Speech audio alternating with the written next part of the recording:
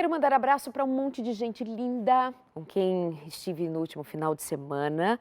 Um abraço para, vou falar assim de modo geral, os lugares com quem tive contato, de pessoas desses lugares com quem tive contato lá no Ceará nesse último final de semana. Na Igreja de Milagres, é uma cidade ali no interior do Ceará, Milagres.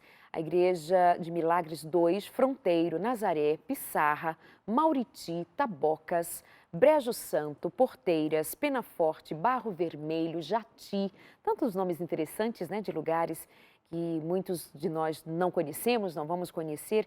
Aurora, minha cidade querida, foi um prazer estar com vocês, já que passei parte da minha primeira infância aí nessa cidade. Pude falar nesse final de semana com a presença do meu pai ali, foi incrível tê-lo me assistindo pela primeira vez em tantos anos, enquanto eu pregava, olhar para aquele rosto ali tão familiar, meu pai, foi um prazer, um beijo para o seu Daci, um abraço para todos.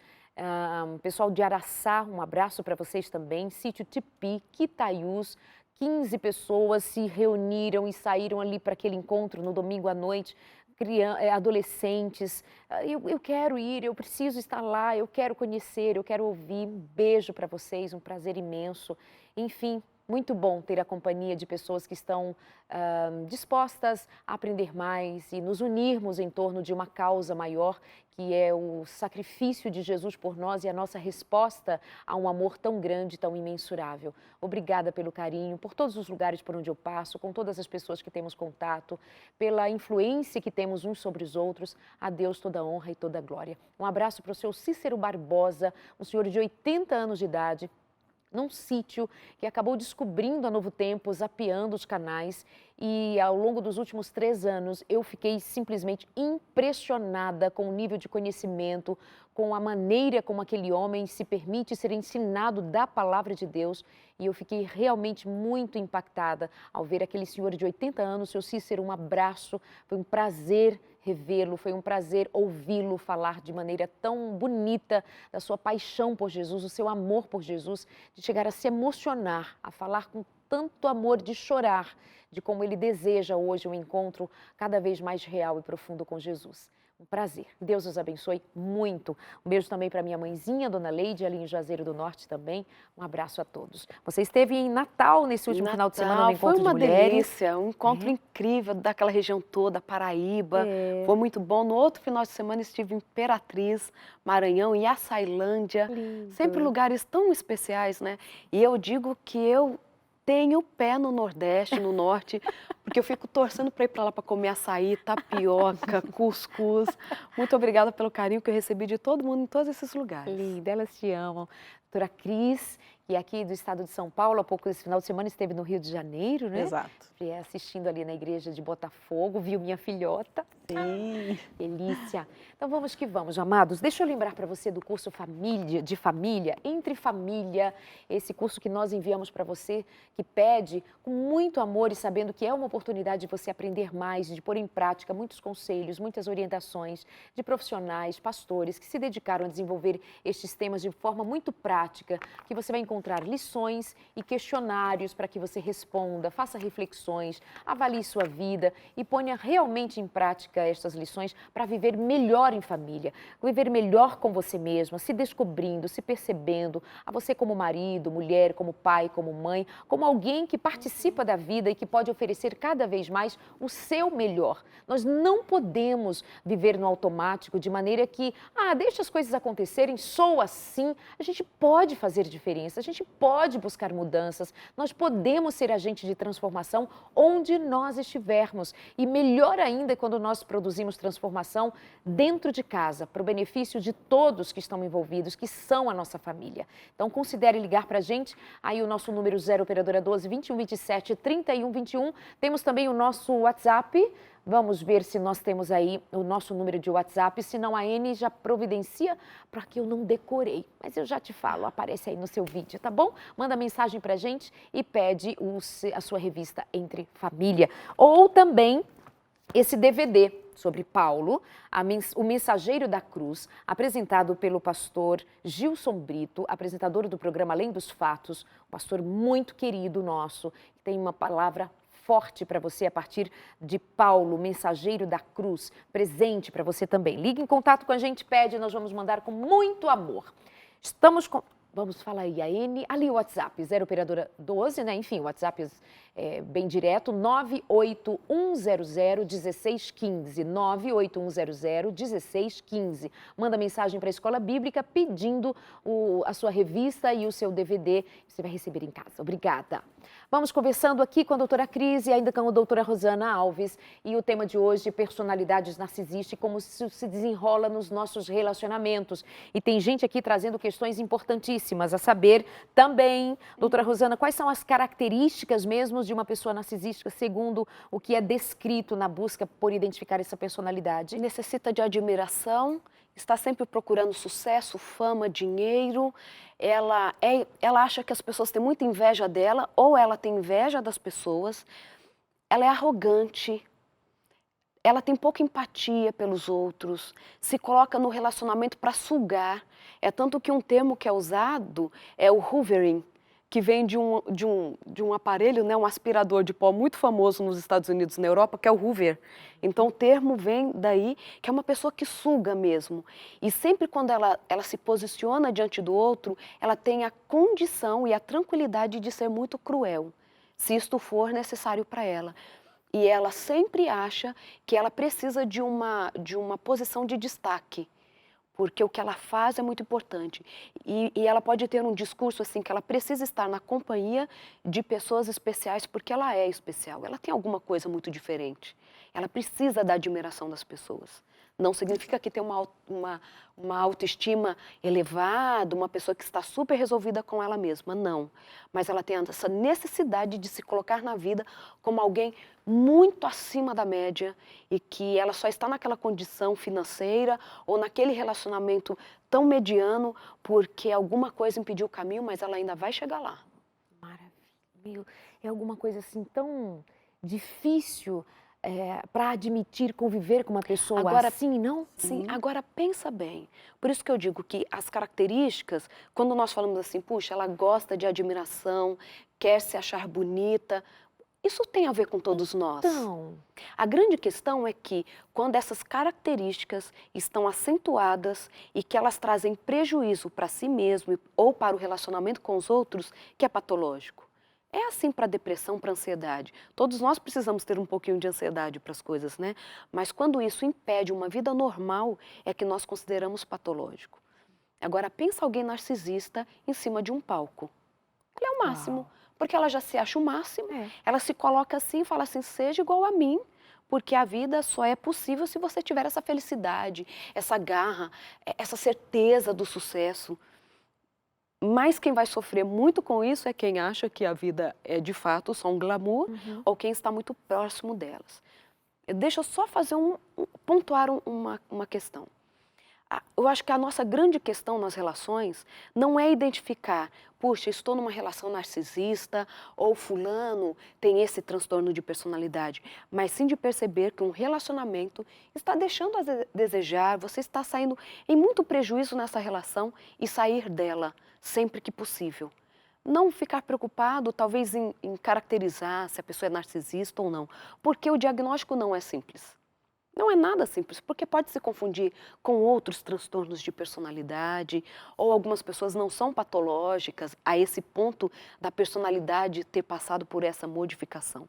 Mas se você perceber que você está numa relação nociva, eu falo um pouco disso nesse livro que a gente escreve agora para jovens, eu dedico um capítulo para falar sobre codependência afetiva, quando um relacionamento de fato ele precisa não existir mais na sua vida. Quando a gente está falando de adolescentes e de jovens, nós podemos falar sim que relacionamentos precisam passar por rompimentos, porque dificilmente o narcisista vai mudar quem ele é, mesmo que ele prometa. Então não existe motivo para você continuar numa relação narcisista. Estava esquecendo, ainda bem que você me traz à memória o seu livro, o novo livro, em parceria com a Rosângela Moraes, de Pastor Sam Neves também, O Designer da Decisão, 5 técnicas para escrever sua própria história, mais voltado para o público adolescente e jovem, mas certamente, se todos lermos, se pais e filhos lerem, certamente terão grandes lições. Estava dando uma olhada aqui nos temas abordados incríveis para que nós tenhamos acesso a eles, contato com ele. Você é adulto, como é que o adolescente, o jovem se identifica na vida, nessa fase, para ele se perceber? 5 técnicas para lhe tratarem como adulto. Está falando direto com ele. E que isso serve para nós adultos também, que às vezes precisamos nos tornar mestres da frustração, sermos mais generosos com o outro. Então, algumas coisas aí, acho que muito adulto precisa também saber. Antes de dar para o filho ler, ou para o adolescente ou para o jovem, seria bem interessante que os adultos lessem.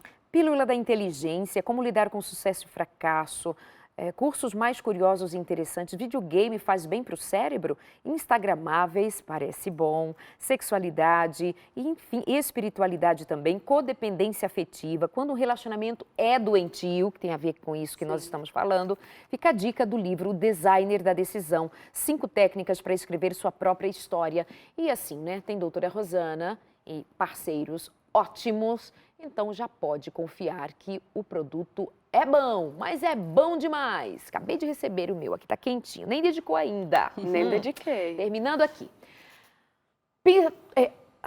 Relacionamentos doentios é o que há na praça. Gente que se permite estar numa relação doentia indistintamente, ou sem ter o diagnóstico, ou sem saber disto ou daquilo, para de fato não ficarmos diagnosticando leigamente, não é o caso. Se para um profissional é difícil. Agora, saber quando está doendo demais, quando não é validado de forma nenhuma, quando é desprezado, deixado, aí dói aqui dentro, acabou, está feito o diagnóstico para mim. Por que nós testemunhamos hoje, então, tantos relacionamentos doentios? O que pode estar acontecendo com a gente? Estamos nos abandonando, nos permitindo? O que será que acontece quando nós nos permitimos viver relacionamentos tão tóxicos, tão doentios? Acho que hoje em dia nós nos deixamos ser muito cobrados. Então, não é legal estar sozinho. Não é legal.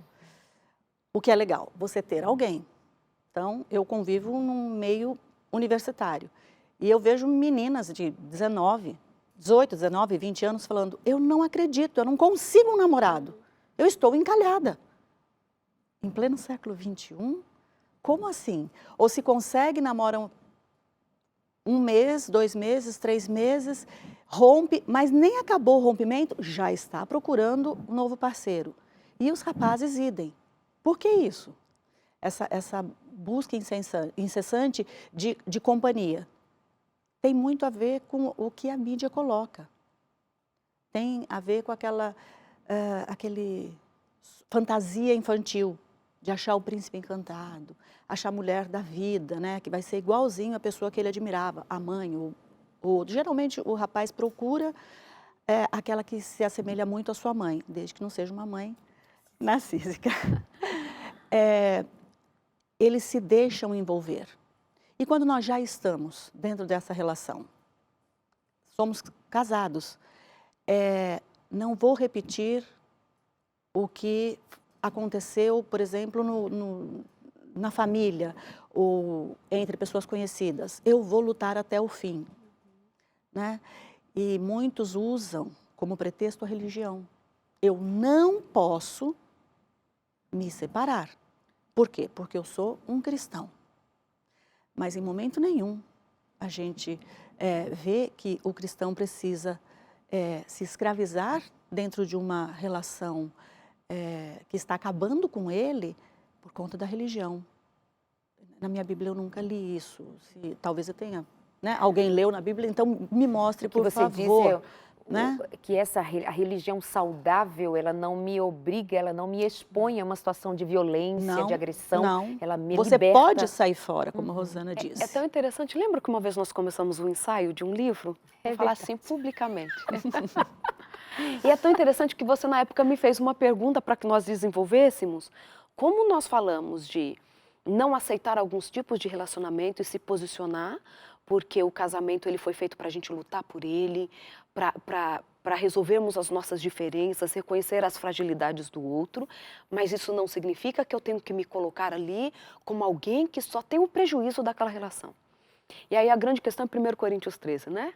Que tudo pode, tudo suporta, tudo crê e tal. E aí como a gente sai disso? Só que a gente está falando de amor. O amor tudo faz. Uma relação destas relações que são tóxicas, elas de longe têm amor envolvido. Então, quando você se vê numa relação, vamos dizer, alguém que já está casado, é muito difícil, né, nós lidarmos aqui e falar assim, pega suas coisas e sai de casa. Não é tão simples, né? Cada história é uma história, mas começar a se posicionar. Porque não adianta, não é você cedendo que o outro melhora. Do contrário, só dá para ele mais argumento. Viu só como você estava errado? Você recuou. Porque ele vai sempre colocar em você a responsabilidade se algo der errado. Você não investe nos meus sonhos, claro que não deu certo. Eu te pedi, foi 100 mil de empréstimo para o meu negócio, e você só conseguiu 50. Eu não ia conseguir mesmo com 50. Então, sempre que o outro não reconhecer que ele é responsável também, pelo menos também, de uma situação, tem alguma coisa errada nesse relacionamento. Se ele não for para terapia, vai você. Procure aconselhamento, mas se fortaleça como indivíduo e comece a colocar limites nessa relação. Quando houver este limite na relação, ele vai passar por tudo aquilo, né, de tentar conquistar de novo, vai menosprezar, ele vai se aliar, prestem atenção com isso, ele vai se aliar a parentes, amigos seus contra você. Porque ele vai contar a versão dele, as pessoas vão ficar do lado dele e você mais uma vez vai estar errada. Vai te menosprezar, vai começar a falar que outras mulheres ou outros homens são mais bonitos do que você.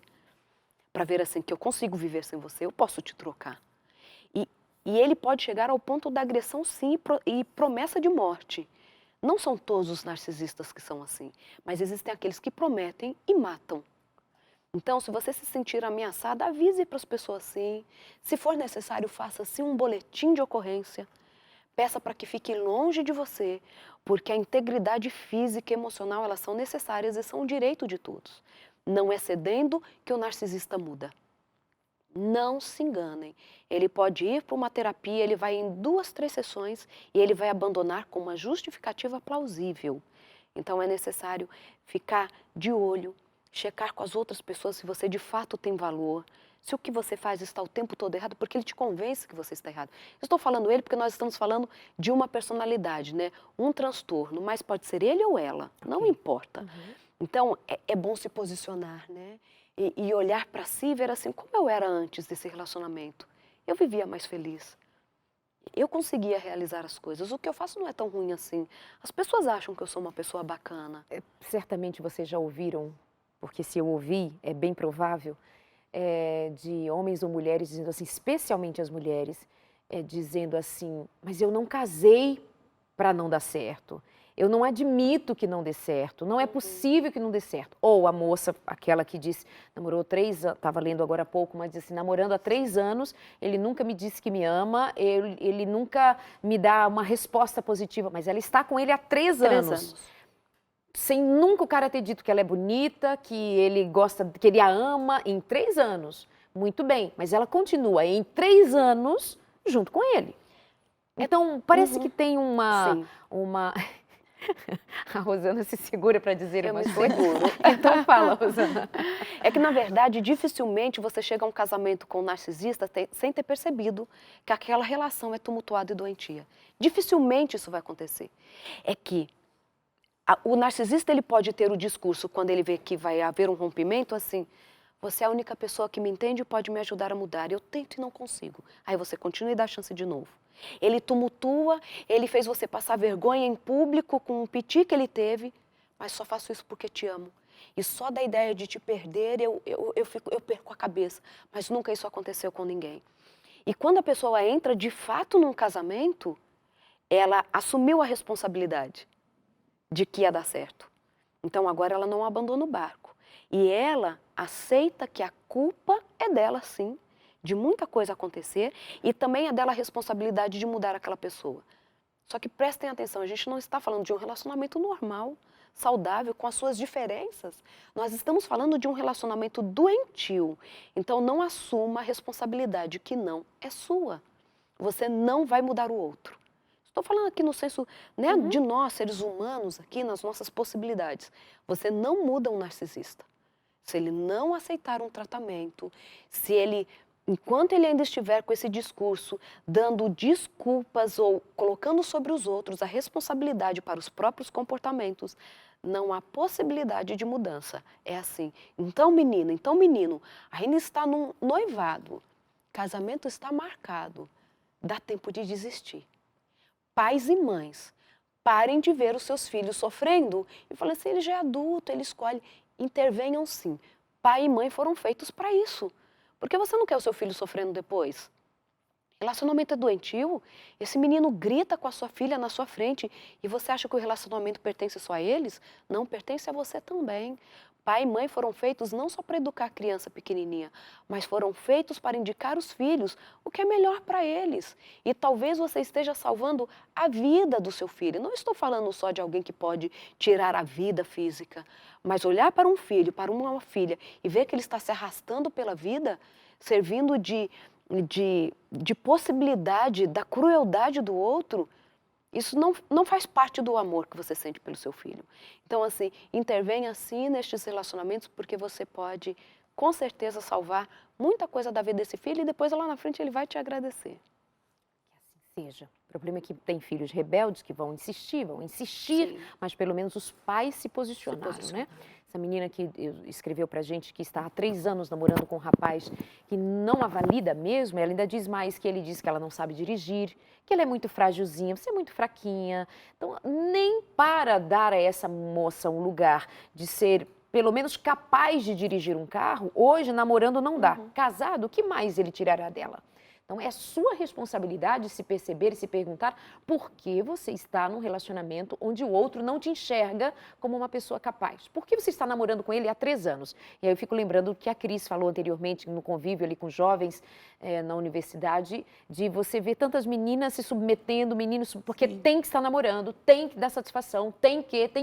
Você tem que se respeitar enquanto gente que tem uma mente que precisa buscar equilíbrio, buscar uma vida saudável, buscar relacionar-se saudavelmente, a começar com você mesmo, com você mesma, mesmo que sozinho ou sozinha, estando dando conta de si, para depois dar conta dos demais, do que mais nos aconteça. Tem que prestar atenção, né? Se eu sou tão incapaz de fazer as coisas, por que o outro está comigo? Então, Porque ele está aproveitando das minhas fragilidades ou das minhas brechas para mostrar que ele está acima da média. Que, de fato, para mim é um privilégio estar com alguém que tem tanto para oferecer de sucesso, de futuro, dos relacionamentos, porque é tudo uma fantasia. você devia me agradecer. Você devia me agradecer. Ele despersonifica o outro. Na verdade, ele tira a personalidade do outro. Porque só Por assim isso uma o outro personalidade- não larga. Sim, porque só assim para uma personalidade doentia poder se manifestar. Por isso o outro não larga. Eu não consigo, se eu não manter este relacionamento, eu não vou nunca mais entrar em relacionamento nenhum. Porque eu não consigo manter nem esse, como que eu vou entrar em outro? Por quê? Porque essa personalidade narcísica, ela despersonificou. Ou seja, a pessoa nem sabe mais quem ela é. Então, ela fica como um dependente emocional. É um dependente emocional. Porque o narcísico, ele tem esse poder. E esse outro confunde, né? É o beijo e a sopra? Não, é o É, morde e a morde sopra. a Morde e Ele assopra, confunde. exatamente. Não, eu preciso de você, eu Não, mas amo ele me você, eu cuida, quero ele você. me cuida, olha, ele me levou ao salão para eu cuidar dos meus cabelos. E ele é o único que tem coragem de dizer que eu preciso dirigir melhor. Ele está preocupado com o meu crescimento. A pessoa não consegue se distanciar. Essa O pessoa não é saudável também, né? E eu ia falar exatamente isso, a gente tem o mesmo pensamento, né, o tempo todo. Eu ia falar exatamente isso. Tirando esta relação que é dentro de casa, com a mãe e tal, porque já está ali, né, ninguém escolheu, o narcisista, ele vai escolher alguém que tenha a possibilidade de suportá-lo. Exato. Suportá-lo no sentido de aguentar essa relação mesmo. Então ele vai escolher no dedo. É a menininha que é ali, mas ele já percebeu que ela é um pouquinho tímida, ou que ela já soltou uma frase assim, eu nunca vou aprender a dirigir, né? Pegando o exemplo. Então, ele precisa de alguém que aceita ser subjugada. Então, se você está numa relação doentia com um narcisista, você não precisa suportar isso, você precisa terminar este relacionamento, mas ao mesmo tempo cuidar da sua personalidade, porque a sua personalidade favorece o aproximar destas personalidades que são sugadoras, que são cruéis.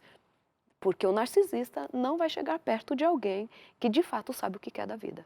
Que ela já vai falar assim, sai pra lá, não é comigo não essa Não conversa. vai permitir. Me Não vai permitir. deixa Meu esposo apresenta claramente esses traços desde o namoro, estamos casados há 6 anos. Já me separei, acabei cedendo, voltamos, temos 2 filhos, meu esposo também é desse jeito com meu filho, mas tem um porém, ele ainda é usuário de drogas. Meu Deus. Quando a gente fala de... Aí a gente já entra com uma outra questão. O próprio abuso de alguma droga pode mudar a personalidade por si só. Não precisa ter sido uma história que foi desde a infância. Por isso, quando a gente fala assim, transtorno de personalidade, puxa, esse rapaz não era quando nós namoramos na adolescência. Se ele se tornou um dependente químico, isso pode ter desenvolvido nele essa personalidade. A gente sabe que as drogas, em geral, a incluir a maconha, podem mudar a personalidade. Só preciso fazer esse gancho por conta disso. A própria droga, ela pode mudar uma personalidade, ok? E pode mudar para sempre. Mesmo que a pessoa deixe aquele abuso de droga, aquela dependência, ela pode ter essa personalidade alterada para sempre, porque na maioria das vezes a droga é usada na adolescência. Quando ainda nós estamos formando a personalidade, o cérebro ainda está passando pela sua última reorganização, e nessa reorganização, que é química mesmo, é física, se ela tiver alguma perturbação, você pode ter uma mudança de personalidade. E pensa então alguém que já é narcisista e que ainda usa droga, como que não pode ficar esse quadro? Proteja o seu filho dessa relação. Mantenha o mínimo possível nessa relação e sempre rebata a ideia que for colocada por seu filho por esse pai. Você é incompetente, não sei onde eu estava com a cabeça quando eu deixei sua mãe engravidar de você. Porque esse é o discurso cruel. Rebata sempre, sempre na frente desse homem, assim, não, você é muito especial, meu filho, olha o que a sua tia já disse sobre você. Você é burro? Olha a nota que você tirou na escola. Então, não deixe que essa criança acredite. Porque é pai, essa criança ama, essa criança acredita. Esse homem depois vem dar um beijo, dar um presente muitas vezes. Protejam. Ninguém deve acreditar nas coisas, nos rótulos ruins que os outros tendem a imprimir sobre nós. Não estamos aqui para isso. Nós estamos aqui para nos reconectarmos com Deus e recebermos do amor de Deus a capacidade de sermos melhores dentro das nossas possibilidades, cada um diferente do outro, com personalidades distintas, mas o outro não tem o direito, nem dado por Deus, nem por nada nesta vida, para que tire de mim a minha personalidade, quem eu sou e o meu valor, especialmente o meu valor diante de Deus e da vida. Cris, muito obrigada. Prazer recebê-la, viu? Obrigada por vir tão cedo, ficar aqui com a gente. Deus te abençoe muito. A nós, obrigada. Obrigada, doutora Rosana. Obrigada eu. Prazer recebê-la. Prazer todo. Vontade de ficar aqui, ó, ouvindo tudo por muitas horas. E fica a dica do livro Designer da Decisão, 5 técnicas para escrever sua própria história. A autoria da doutora Rosana, da Rosângela e do Sam Neves, que pode encontrar no site. No meu site, doutorarosana.com, ou no Instagram, hoje eu vou colocar lá a descrição. No Instagram, doutora Rosana. Doutora Rosana. Doutora Rosana Alves. Até semana que vem com mais um programa. Um beijo para você, fica com Deus, se cuida. Tchau.